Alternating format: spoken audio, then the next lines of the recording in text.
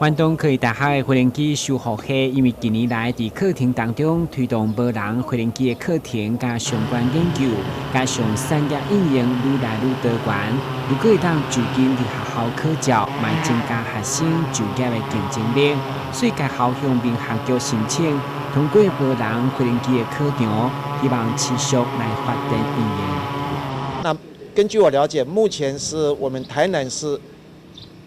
唯一的。无人机证照考场，那我们也很希望借由这个考场的设立，可以来培育更多无人机方面的人才，希望也能够让无人机的产业能够在台湾更加的蓬勃发展。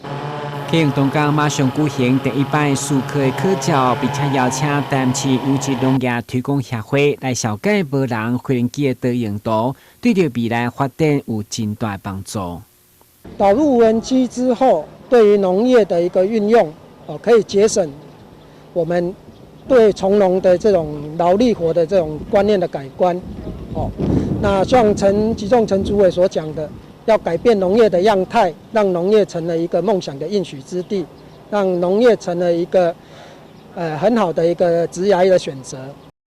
过去咱台湾的课程就高雄嘉义，现在湾东科技大学是台南唯一无人无人机的课程，然后台南考生先去奔跑必须和平。想要转业就是以前传统是陆喷嘛，现在空喷的话就是有优势，速度也比较快，所以未来想要从事空中带喷的工作。